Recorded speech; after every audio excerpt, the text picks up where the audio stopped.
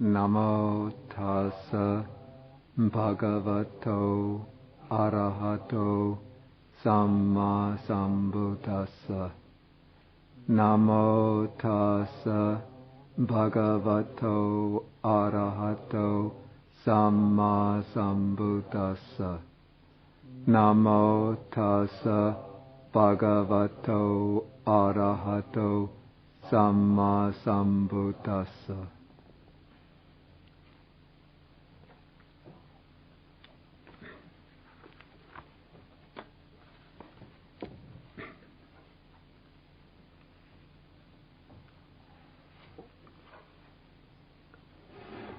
Okay, I'm continuing now with the explanation of the Satipaṭṭhāna Sutta. This is Sutta number 10 in the Majjhima Nikāya. And last time I started the explanation of the meditation we're in the section on contemplation of the body. This is Kāyanupassana. And last time I started the explanation of the section on the meditation on the parts of the body, the bodily parts, what is commonly called the Asubha meditation. This is the meditation on the unattractive nature of the body. And the specific purpose of this meditation is to reduce and to eliminate, at least to eliminate at the level of suppression, sensual desire, sensual lust. And before I go further, I want to just speak a few words about the purpose of eliminating sensual lust in the Buddha's teaching. Because for people in the world, sensual desire, sensual lust, is the source of the greatest happiness. Or at least a source of very intense happiness, very intense pleasure. But the Buddha's teaching is directed, first of all, towards higher types of pleasure, more intense, more sublime types of happiness than are available through the enjoyment of the five sense objects. Particularly, there is the happiness that comes by withdrawing the mind completely from its entanglement with the world of sense objects and sinking the mind more and more deeply into its own inner depths until it reaches the stages of meditative absorption that are called the jhanas. And in the jhanas, the mind is able to enjoy a purer, more intense, more sublime pleasure and happiness than is available through the indulgence of sensual pleasures or sensual desires. The Buddha speaks of the happiness of the jhanas as arising through viviceva kamehi vivicha akusalehi dhammehi, through detachment from sensual desires, through detachment from unwholesome states of mind. And in order to be able to bring the mind into the jhanas, one has to overcome the five hindrances. And the first of the five hindrances is kamacchanda, which is sensual desire. Sensual desire, of course, takes many forms, but one of the most intense, most powerful forms of sensual desire is sexual desire. That is, desire directed towards the body of another person. And sexual desire thrives and flourishes because we innately have a perception of the body as something beautiful and attractive. And so in order to detach the mind from its involvement in sensual desires, one of the methods in the Buddha's munitions,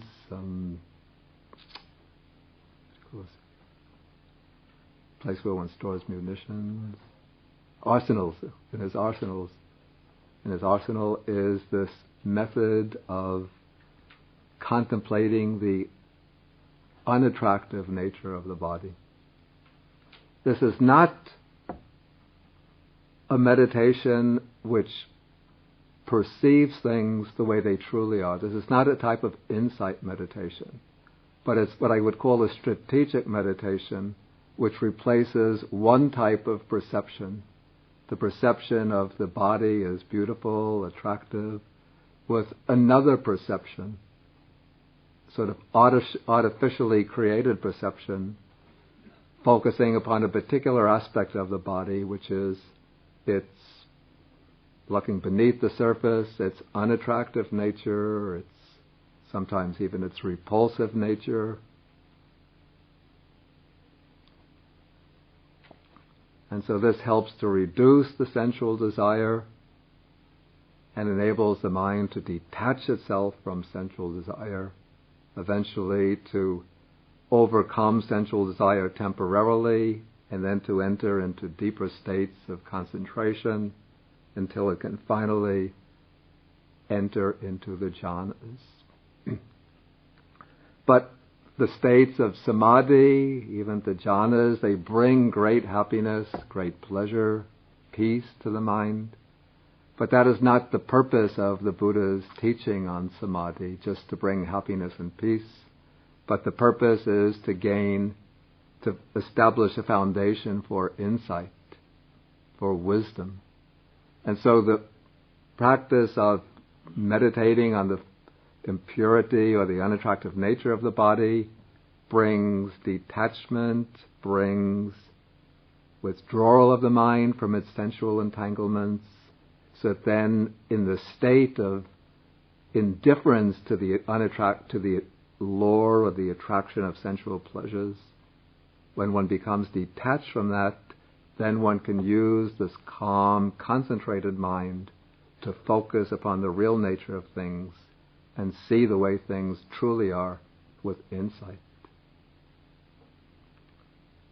And then the ultimate aim of the Buddha's teaching is to bring one to the extinction of suffering, to Nibbāna. And what keeps one in bondage to the round of birth and death, to samsara, is tanha, craving. And the first of the three types of craving is kama tanha, sensual desire. And so to weaken the grip of sensual desire, again, this meditation on the unattractive nature of the body is a useful temporary antidote. It's not a final antidote. The final antidote is panya or prajna, insight into the true nature of things as being impermanent, unsatisfactory, and not self. The meditation on the unattractive nature of the body is not a wisdom meditation. It does not take one to the nature of things as they truly are. It's just, we call it a provisional meditation, which helps to establish a platform from which one can go deeper into penetrating insight. And also it's a meditation which is not universally recommended, but is recommended for people with particular temperaments, particularly for those who are troubled by sensual desire. But in fact, I have to backtrack on what I just said. Almost all human beings have sensual desire. So to some extent, it's useful for just about everybody. To some extent. But some people have to practice it more than others. Okay, last time I explained how this meditation, it's described in the Satipaṭṭhāna Sutta. And I said that one, in order to learn the meditation properly, one has to go through, first verbally recite the different parts of the body. And I explained how one does this. First one has to get familiar with the parts of the body, preferably by direct inspection if possible, if one doesn't have the fortune to be able to see the actual parts of the body in some way, witnessing an autopsy, going to how else does one do it? Getting permission to attend the open surgery.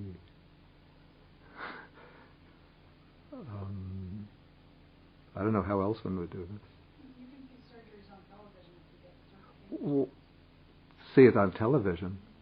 Well, that's the kind of what I mean is seeing the actual parts of the body and live, live or dead, but seeing it face to face, eye to eye.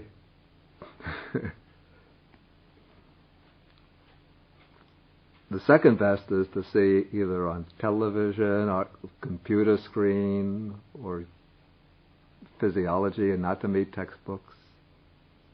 But one gets familiar with the parts of the body, what they look like, their colors, shapes, where they're located. Then one goes through reciting, first verbally, as I explained, one breaks them up into groups, and one goes through, usually 5 or 6 at a time, forwards, backwards, forwards again. The next time one goes into the next group, forward into 5, then back, forward again, till one expands, till one gets to the end, comes to urine. Then I suggest going in straight order from urine all the ways back to head hairs, then coming forward again in groups from head hairs to skin, skin back to head hairs up through flesh, up to bone marrow back to flesh, flesh up to bone marrow, then through kidneys to lungs, lungs back to kidneys, kidneys up to lungs, then starting again intestines up to feces. Add the brain. That's the method of the commentaries. Brain back to intestines, then from intestines forward, then taking in the liquid parts, starting from bile through fat, from fat back to bile, bile again up to fat, then take tears, grease, spittle, snot, oil of the joints, urine, urine back to tears, tears up to urine, then go backwards through all 32 parts again to head hairs. Keep on doing this over and over and over, verbally, just reciting to oneself, not too fast, not too slow. Then, as you're going, you're not just reciting, but you're thinking of each part, focusing upon its unattractive or repulsive nature. Okay, then after one is really becomes familiar with them through verbal recitation, then one can drop the verbal recitation and just go through the parts mentally. You could recite the name of the part mentally to oneself, but the main focus now should be on the part itself, bringing into mind its color, shape, some idea of where it's located, and always focusing on the idea that this is my body, this is part of my body. We just take the body as a composite whole, but now we're actually dissecting the body into its constituents and realizing that all of these parts are present within my body. So what we call my body, it's just a compact mass of all of these parts put together, and somebody has sewn up the top.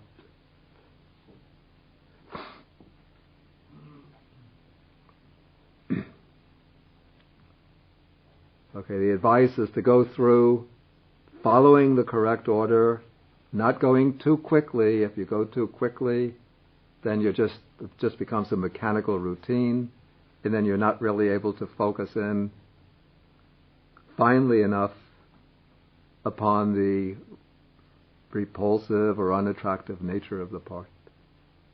But not too slowly, because if one goes too slowly, then the mind tends to wander off or to get lost in too many details surrounding the part. And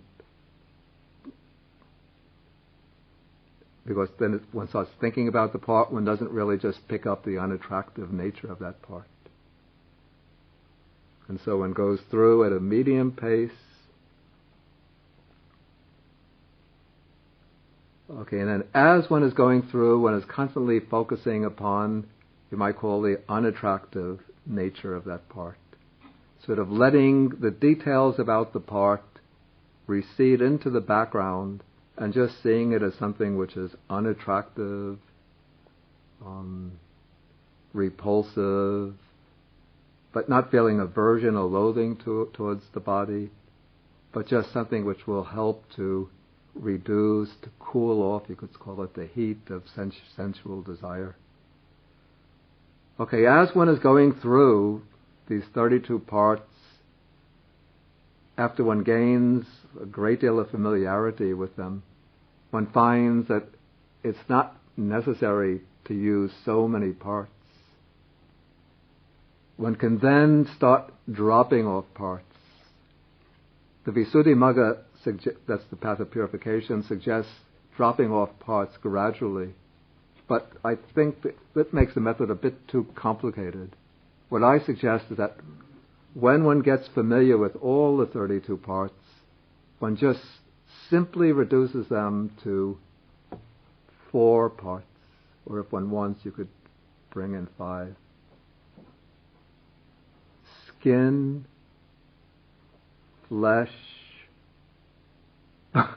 bones, blood.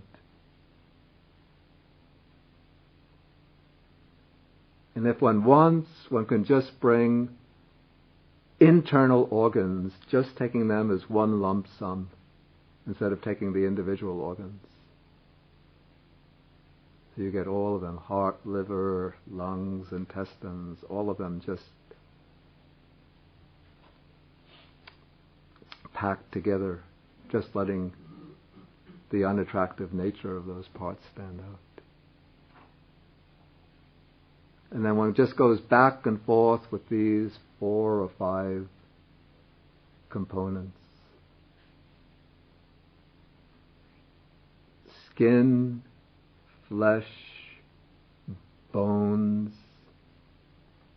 then in brackets, whether one wants to or not, internal organs, blood, and blood, internal organs, bones, flesh, skin. One can keep on doing this back and forth for a long time. And that will help to generate a strong, you call it asubha sanya, perception of the unattractive nature of the body. But this meditation can also be used for absorption, for jhana.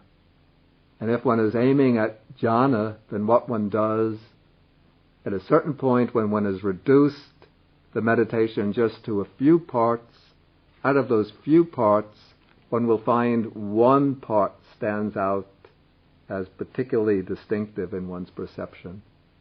Then one drops all the other parts and one just focuses upon that one part. For many people, for many meditators, it's the bones that become taken as the object of meditation, the skeleton. For some it might be the heart, or the liver, or the muscles.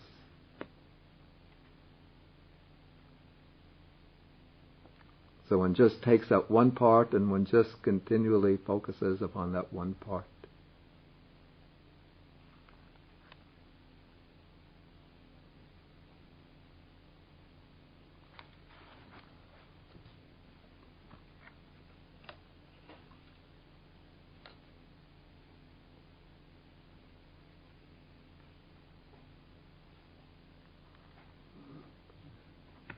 Okay, so this is the meditation on the unattractive nature of the body. Then the text has this formula 11 in paragraph 11. In this way, he abides contemplating the body as a body internally. He abides contemplating the body as a body externally. He abides contemplating the body as a body both internally and externally.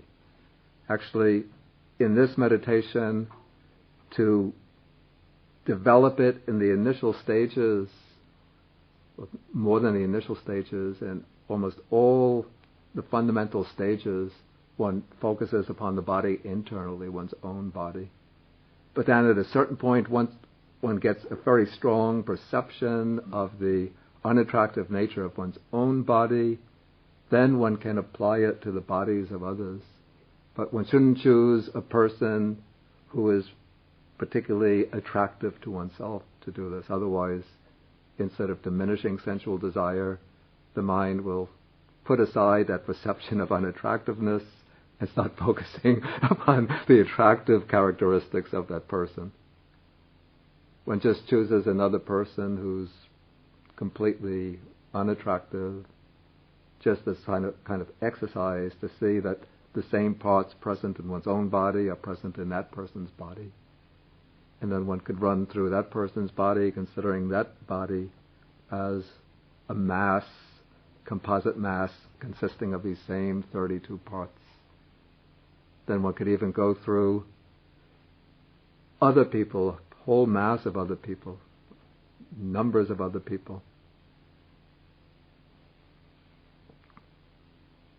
And then one could even expand the perception until one takes in sort of collectively all humanity as consisting of, as just being units comprised of these 32 parts. That's contemplating the body as a body externally.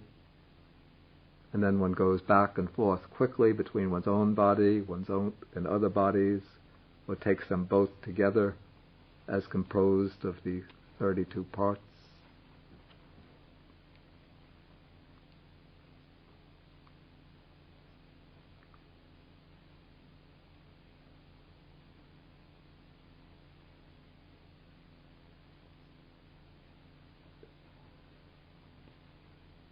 And then to develop insight at a certain point, one could, at this point one is really leaving behind the perception of unattractiveness and turning to the contemplation of the arising and passing away of the body. This is contemplating the nature of arising, the contemplation of vanishing. That's moving into the perception of impermanence. Or else then one establishes simply the perception, the idea that there is the mindfulness, that there is a body to the extent necessary for bare knowledge and mindfulness. Here one is even leaving aside the perception of unattractiveness and just setting up the perception of a body.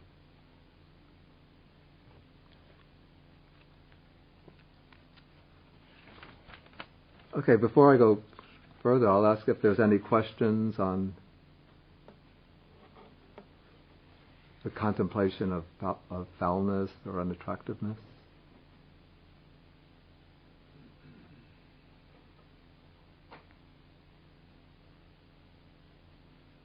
Any questions?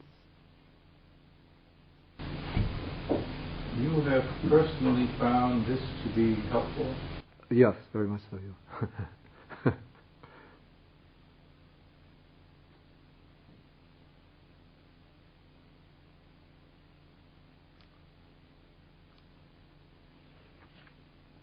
Okay. You mentioned that this meditation can be used for jhana. Yeah. That you would focus on one part, particularly sort of have a strong impression. I recall when we were doing our jhana discussion that we would, for instance, with a casino object, that you would look at it, and then you get an image in your mind of it, and then there would be that moment when you weren't really grasping, and then sort of the image wasn't there anymore, but it was still there. Is that sort of something similar that would happen here? I mean, could we just replace the bones with kasina in that earlier discussion from the jhana? Yeah.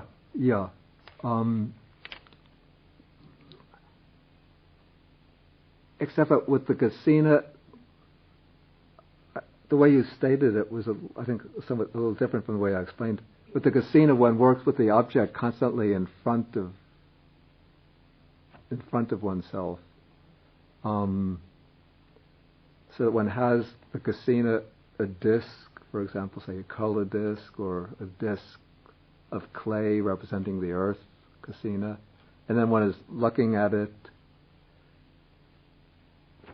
for a certain time, then closing the eyes and visualizing it, then opening the eyes again a little bit to look at it, then visualizing, opening the eyes, then closing and visualizing, until one reaches a point where one can visualize the disc with one's eyes closed and see it just as vividly as one would be able to see it with the eyes open. At that point, one doesn't need the physical object anymore. And then one can leave behind the physical disc, the actual disc, and just go on focusing upon this visual image of the disc. With the parts of the body, one generally, well, I shouldn't say that. I was going to say that one generally doesn't have the advantage of having them continually in front of one. The reason I hesitated and said that I shouldn't say that, in many monasteries in Sri Lanka, they have a special room where they keep a skeleton. They get them from the mortuaries. Usually it's sometimes a beggar who whose body who dies, and then nobody claims the body. Then after some time, I don't know how it works, but they get skeletons and then they give them to the monastery.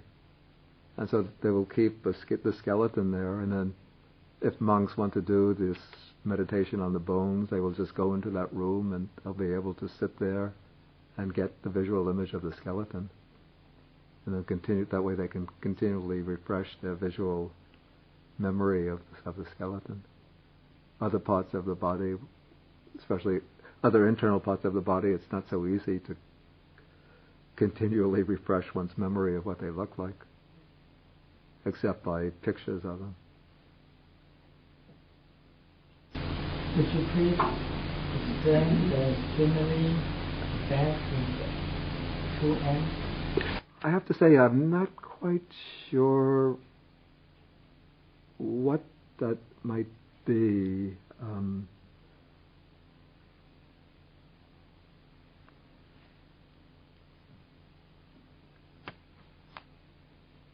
It must have been something used in the Indian agriculture of that period.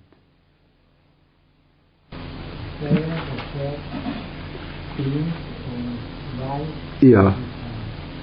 Opening. Yeah. Top of it and underneath. Yeah.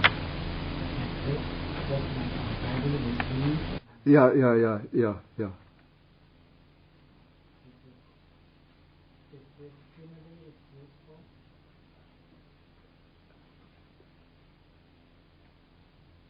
I don't know if that's the intention. One can make that comparison. I don't know if that's the intention. Maybe that's a good way to look at it, yeah. I thought you wanted me to explain what exactly that bag was. It must have been something used in that period for some purpose. I don't know what.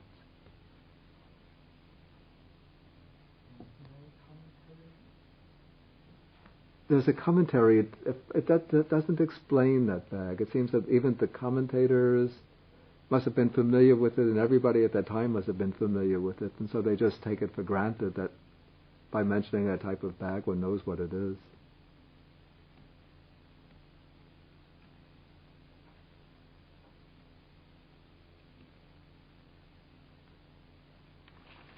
Okay, shall I go on to the next section? This is section 12, the section on the four elements.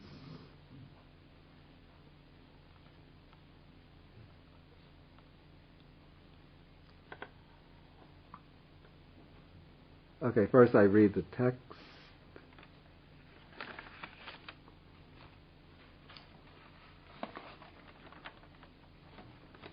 Okay, again, bhikkhus, a bhikkhu reviews the same body, however it is placed, however disposed, as consisting of elements thus. In this body there are the earth element, the water element, the fire element, and the air element. Then a simile. Just as though a skilled butcher or his apprentice had killed a cow and was seated at the crossroads with it cut up into pieces, so too a bhikkhu reviews the same body, and so on, as consisting of elements thus. In this body there are the earth element, the water element, the fire element, and the air element.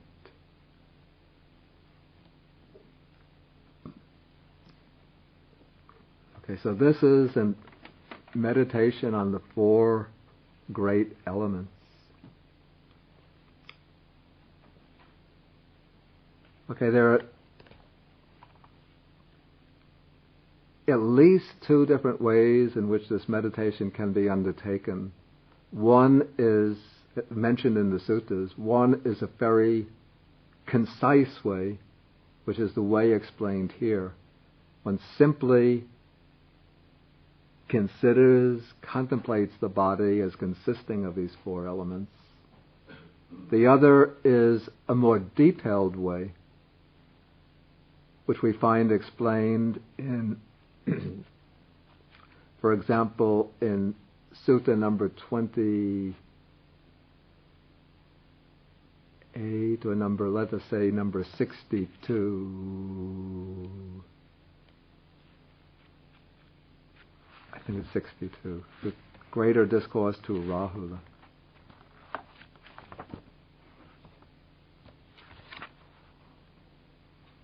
Right. Maharahulovada Sutta. If you turn to page 528,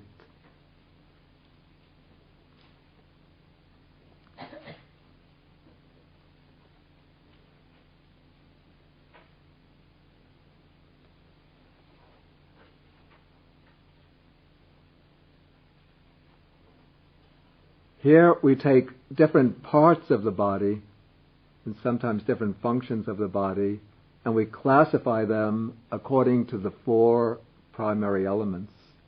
Here, when we go through the parts, most of these parts will be the same as we come across in the meditation on the unattractive nature of the body. But here the purpose is different.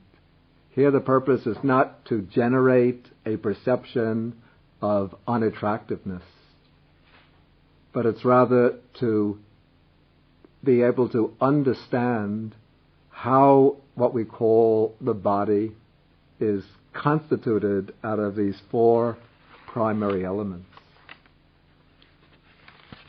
And now what we call elements, and we use these traditional names from Indian physics of the period, are actually four characteristics, or we might call them behavioral properties of matter.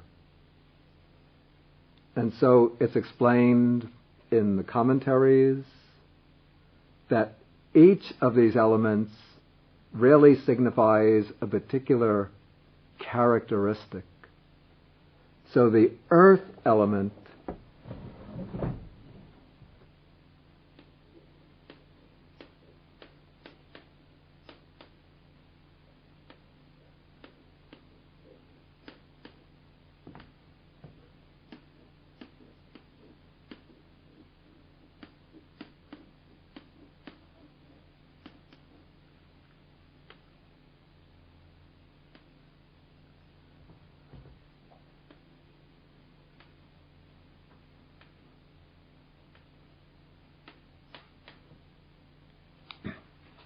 Okay, so these are what the elements represent. The earth element has the characteristic, the primary characteristic, is that of hardness, or stiffness. But when there's deficiency of the earth element, then it manifests as softness. So we can detect a kind of continuum or spectrum according to the intensity of the earth element between hardness and softness. What's called the water element is actually the property that is responsible for the cohesion of material phenomena. We could say that the water element might be an ancient designation for that particular property, that force which binds the mass element of matter together and holds mass together so that mass doesn't just dissipate into infinite space. Perhaps we could say that the earth element is what represents mass, and the water or liquid element represents the cohesive force, which binds, the force that binds masses of matter together.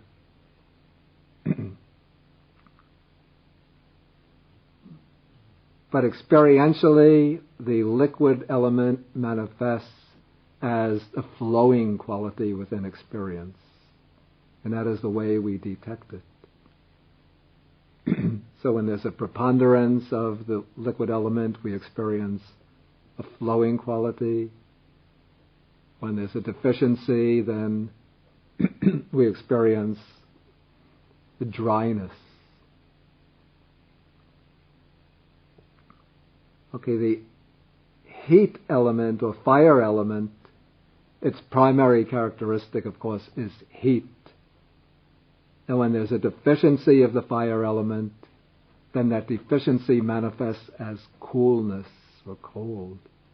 And so when we're looking for the fire element within experience, we look for heat within the body. And when there's a deficiency of the fire element, then we experience coldness in the body. And then the air element is manifest as, I call it, distension, that is expansion, and as motion, as movement. And movement takes two main forms. One is expansion, that indicates the presence, the active presence of the air element. And then when there's a deficiency of the air element, then the motion moves in the opposite direction, compression. That is pressure coming from the outside towards the inside.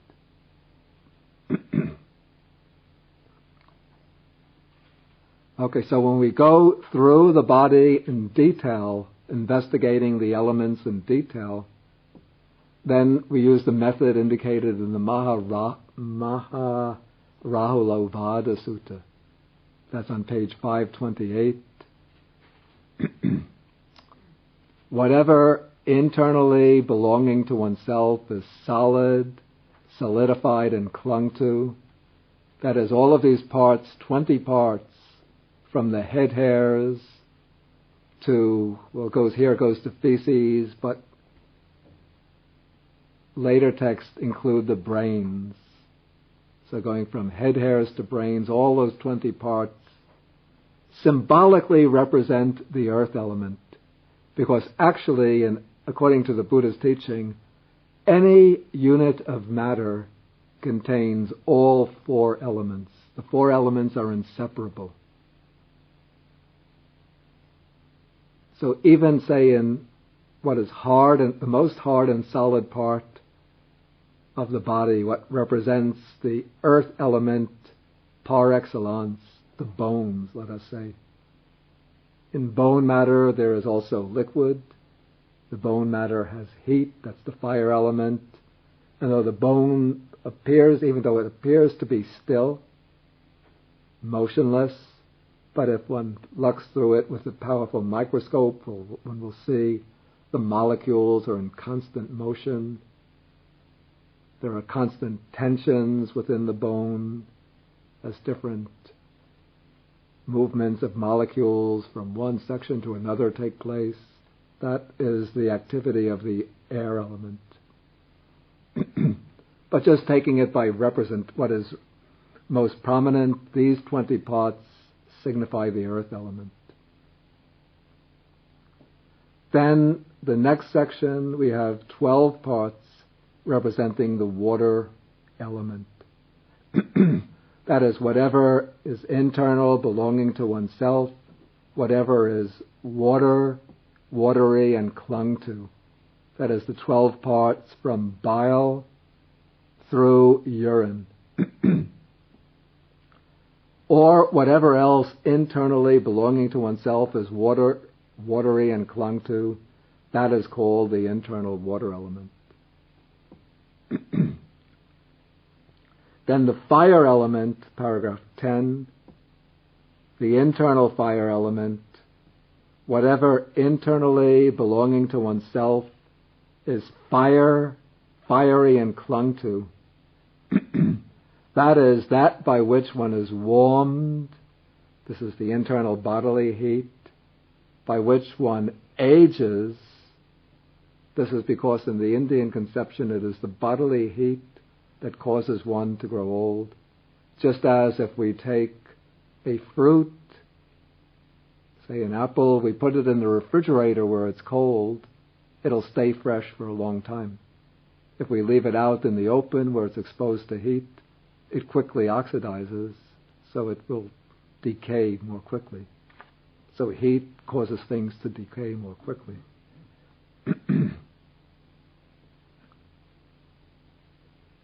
And by which it is consumed, and that by which what is eaten, drunk, consumed, and tasted gets completely digested.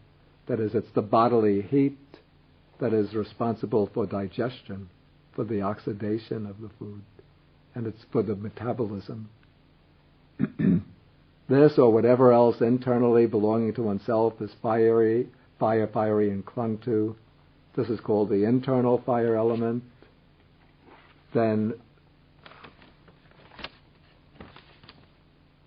the air element in paragraph 11. Whatever internally belonging to oneself is airy and clung to. That is, upgoing winds, winds that go up through the body, downgoing winds, winds that go down through the body. And here in the Indian conception of physiology, what we would perhaps call nerve impulses, transmission of like nerve impulses from the upper part of the body to the lower part, sensory transmissions from the outer sense organs into the brain.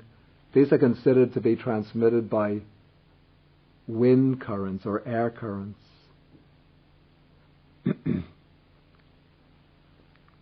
So upgoing winds, downgoing winds, winds in the belly. When one belches, that's the belly wind coming up. Winds in the bowels. Winds that course through the limbs. Again, it's the motion of the limbs is considered to occur because different air currents go through the limbs and cause the bending and stretching of the limbs, the movement of the legs, movement of the arms. Then in-breathing, out-breathing, or whatever else internally belonging to oneself is airy and clung to. This is called the internal air element. Okay, so this is a detailed way of doing the contemplation on the elements.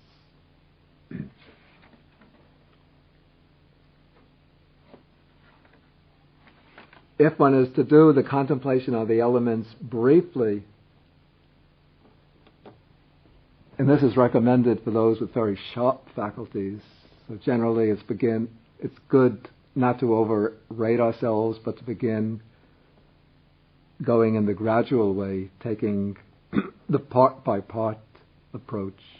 But if one does have well-trained faculties and one can use the elements meditation quickly, then one can just go through the entire body, pick up the characteristic of hardness, or look for hardness, softness, and then take all of that in one sweep as the earth element.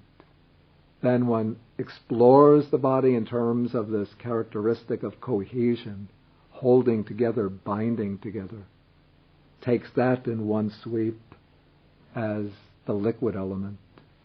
Then one experiences the bodily heat, goes through the entire body in one sweep, takes that as the fire element, and then one takes the movement of the body, the constant expansion and contraction, compression of the body, taking that all in together in one sweep as the air element.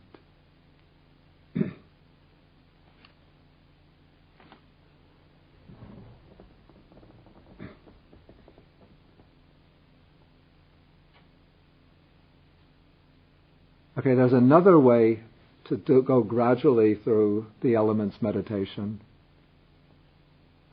This is the way that I had learned, and I found it quite effective, but one has to build up to it very gradually. One just can't go into it at once.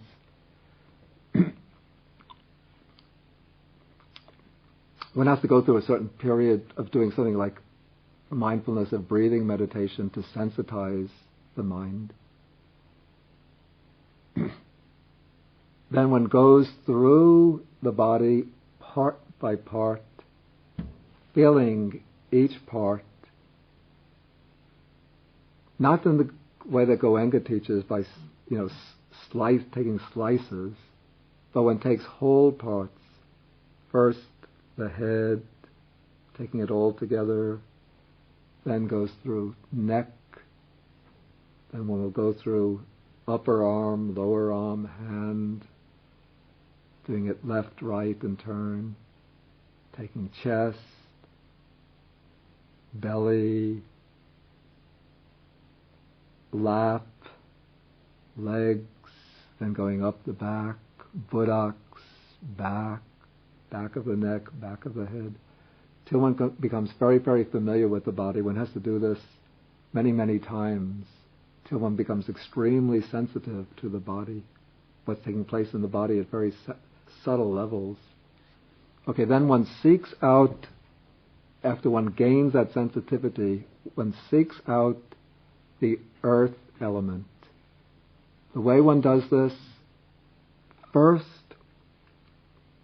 one takes something which obviously has the characteristic of hardness. It can be, what's the most evident is just to take the sensation of the teeth clattering together. One can touch the fingernails or feel the compression.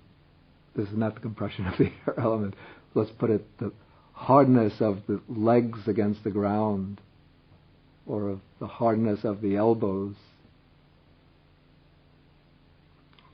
One focuses upon that particular hard part, where one picks up that sensation of hardness for some time, till one gets a clear perception of hardness.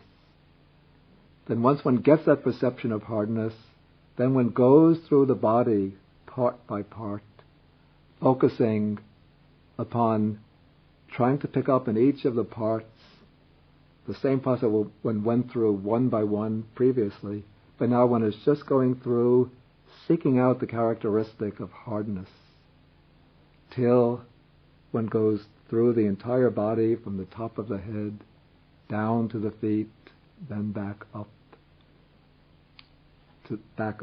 through the back to the top of the head.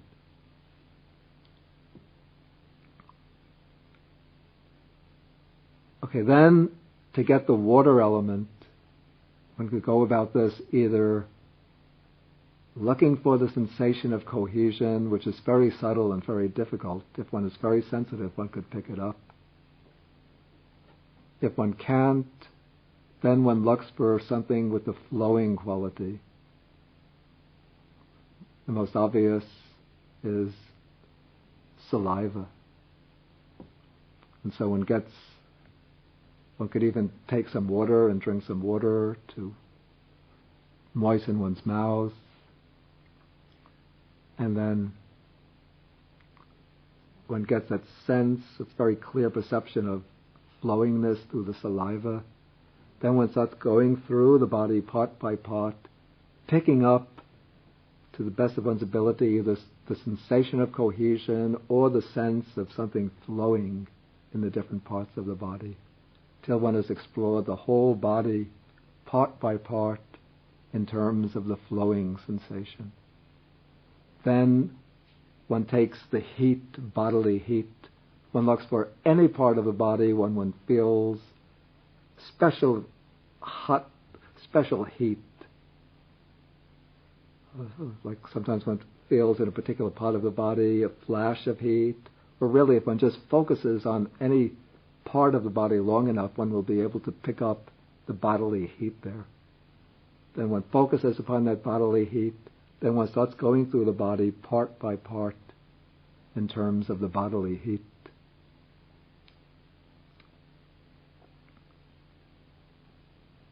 Then to get the air element, one takes expansion and contraction. The most obvious place where that is perceived is the lungs expanding and contracting, or the chest expanding and contracting as one is breathing. One picks up that perception, then one starts exploring each part of the body, and one will notice that as one is breathing in and out, each part of the body is also very subtly expanding and contracting along with the in-breath and out-breath. And so one will pick up expansion and contraction occurring in each part of the body. After one does this one round, one has to keep on doing it round after round after round. But after some time, one will get a familiarity with the presence of the four elements in each part of the body, taken as a gross whole, head, arm, and so on. Once one reaches that point, then one could scan through the body in terms of each element, scanning through the entire body just in one sweep from head to feet, looking for the earth element, hardness. Then going through the whole body, again sweeping, looking for the characteristic of cohesion or flowing, the water element. Then scanning the whole body, looking for the fire element, heat or coolness. Then going through the whole body, looking for expansion, contraction.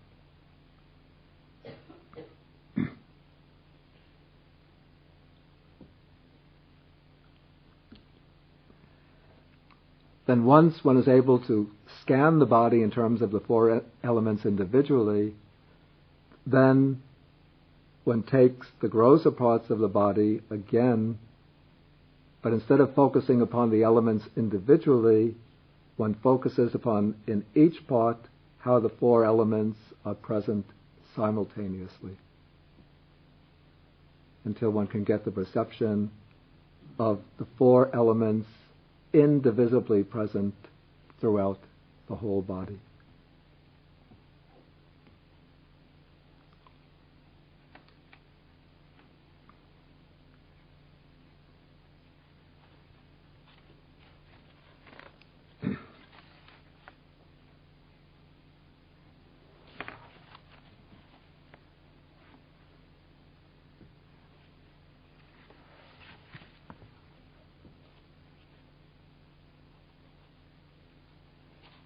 Okay, so this is, then we have the simile, coming back to paragraph 12.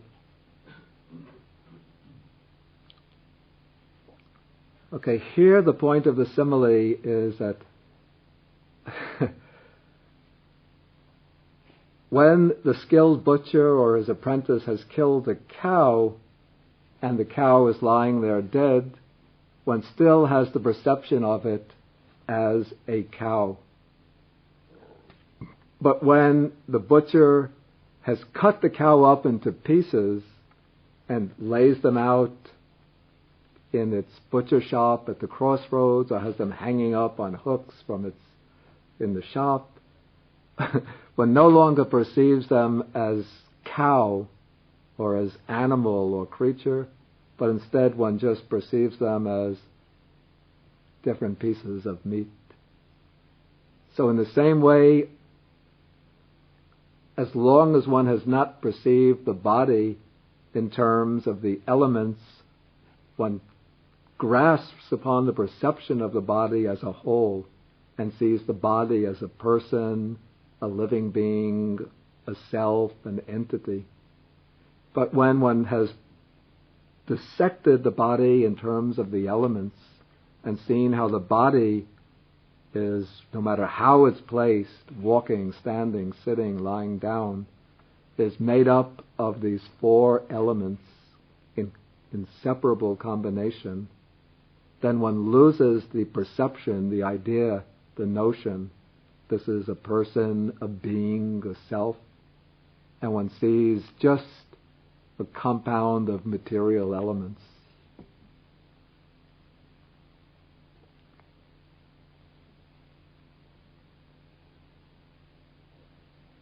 Okay, then according to paragraph 13, one applies this contemplation of the elements in regard to the body internally, externally, both internally and externally.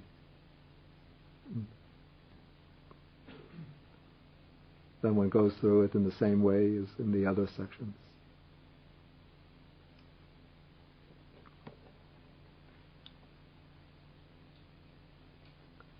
Okay, if there's any questions on the elements, the four elements. I have a small question, and maybe larger. The small question was, in each of these paragraphs, the recitation, say, of water, watering and clung-to. Yeah. Fire and clung-to. Yeah.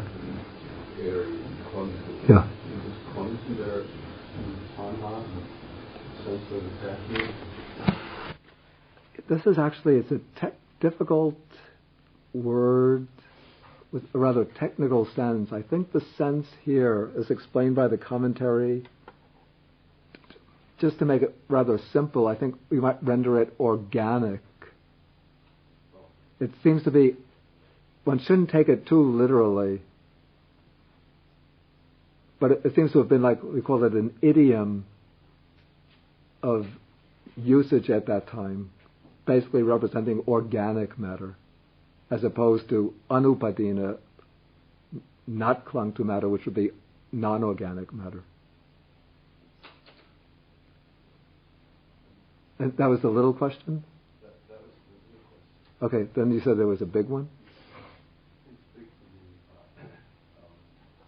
There's a difference here between insight meditations and what we would call heuristic meditations, not designed to reveal being as it is, but to counter some exaggeration in our perception. Yeah. Now, is it possible that some or all of the teachings on five aggregates could be heuristic in that sense? Maybe heuristic. I know what heuristic means because I was a philosophy major. Can you explain this to some other people who might not be familiar with this word?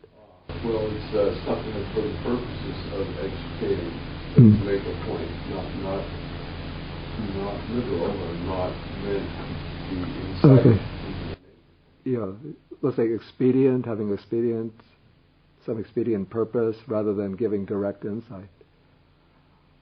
I would say the teachings on the five aggregates are definitely intended to lead to insight, because when one has, and also the teaching on the four elements, the contemplation of the four elements is a meditation designed to lead to insight.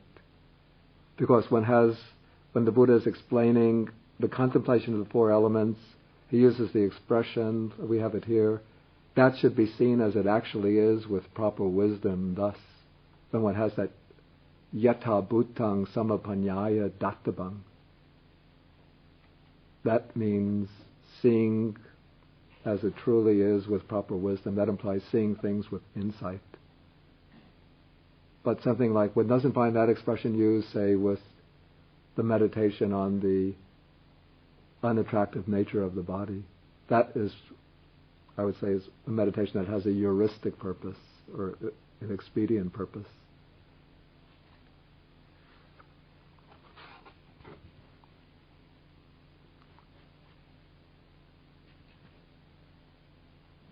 Did somebody hear? I saw. Sharon.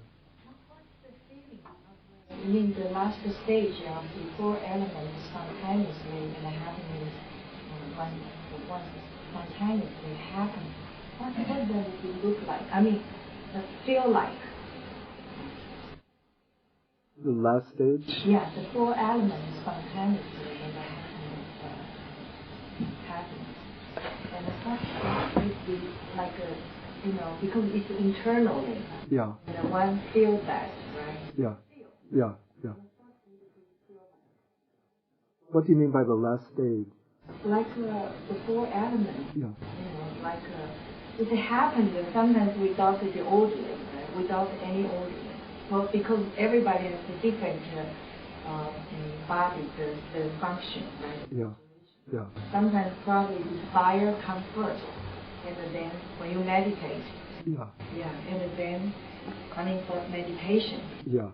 But I think they generally advise to go in this order, the order that's given here, taking the earth element, water element, fire element, air element. Usually. That's because that's the way it's taught. So teachers who teach actually, I shouldn't say that, because at least the person who taught me, I think, if I remember correctly, began with the air element. Yeah. Different times. Yeah. Sometimes still. But usually you are right. The fire comes first. I mean, fire, you can feel that. And then the wind. The heat is a little bit more difficult because one has to be quite sensitive to one's body to pick up the bodily heat. The air is the more obvious because one can begin with expansion and contraction of the body while breathing. And that helps to make the body, the mind more sensitive. Then one can pick up the earth element. The most difficult, the most subtle is the water element, the liquid element. And then when people pass away, the beings pass away, and it's just like that, earth, water, fire, air, and it's orderly. Like it happens, the syndrome. I don't know if there's any order to their dissolution. If I remember, I had read many years ago that book by Sogyal Rinpoche called The Tibetan Book of Living and Dying, which is based on the Tibetan Book of the Dead. And that describes some order in which the elements cease to function within the body. But that's according to a Tibetan scheme. But in the Pali sources, whether suttas or commentaries, no order is mentioned to the cessation of the functioning of the elements. It's just that when the life faculty is cut off, when vitality leaves the body, then one just has the four elements remain, but they're no longer living elements. It's just the body becomes just four inorganic elements, just like external matter.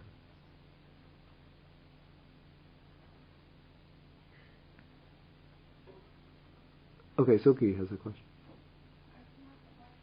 Or a comment, yeah.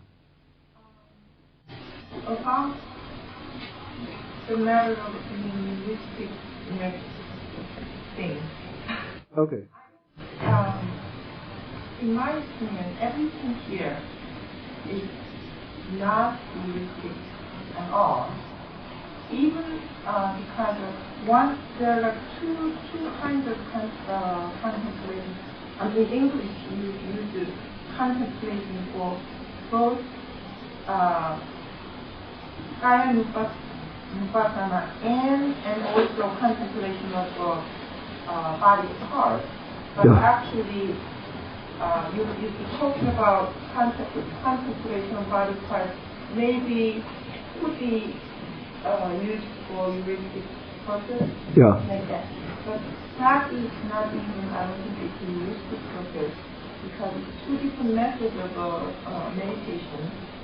First, the kaya Nibbāna is really actually seeing as it is. The other one is it anupasati? You don't see it, but you kind of contemplate it, whatever is in your body. But that doesn't mean that it's just for the purpose of teaching. It actually is you remembering, because you see somewhere you saw the body part, but you can kind of picture it within your mind. So it's not exactly like it's totally different from seeing, not, I somehow, when you said there's a possibility of heuristic purpose, I just don't agree with that. Because in meditation, everything is really, you experience. Either you really see it, or you visualize.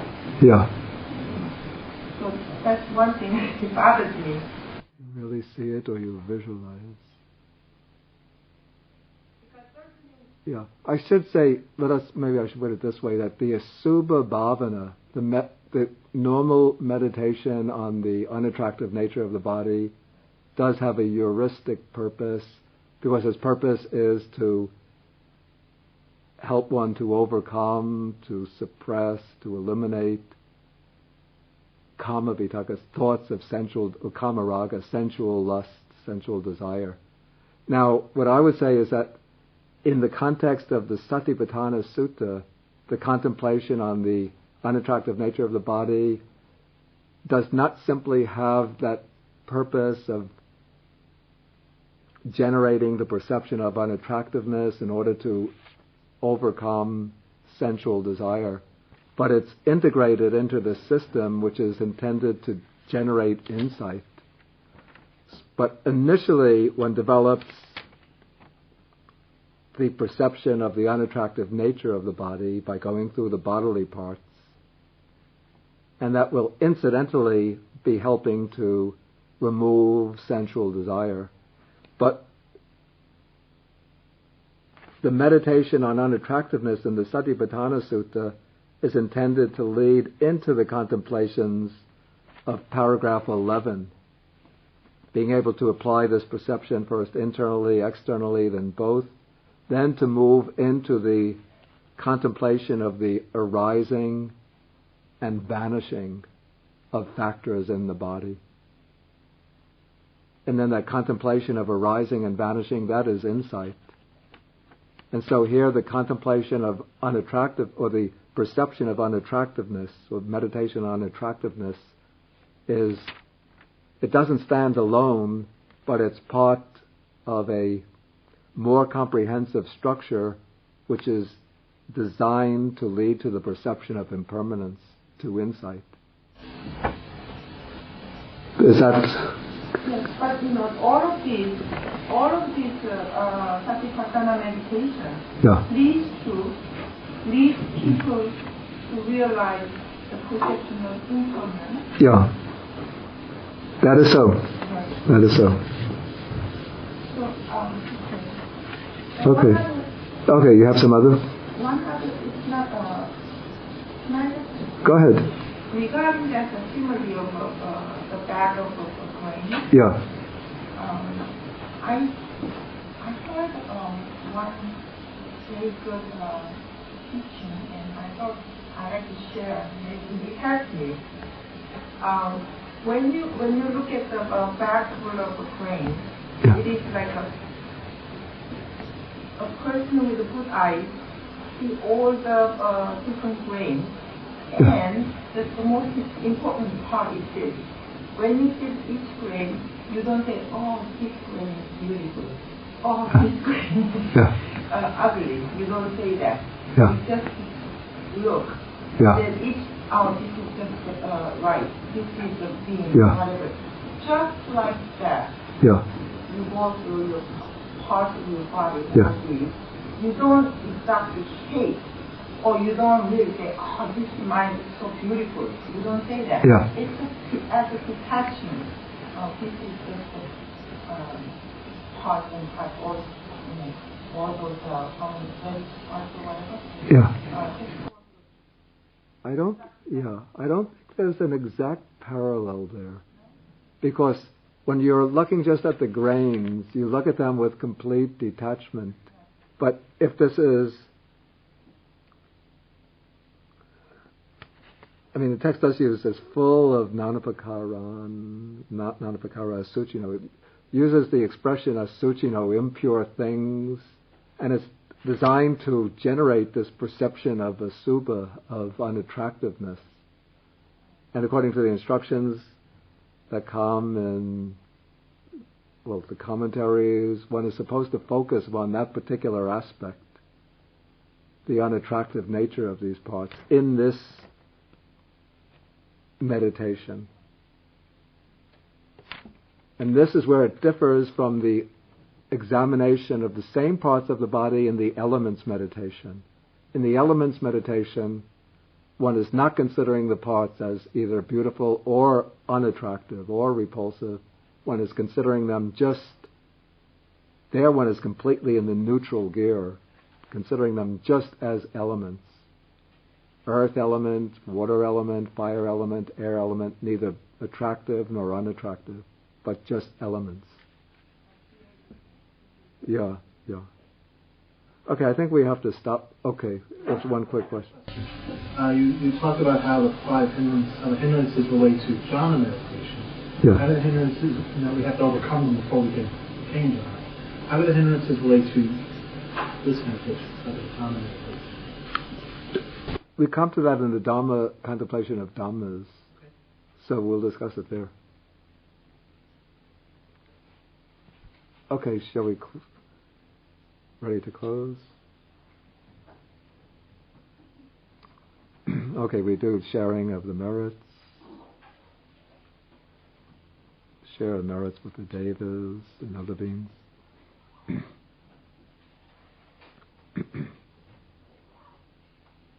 Akasata chabhumata deva naga mahitika punyantang anumoditva chirang rakantu sasanang.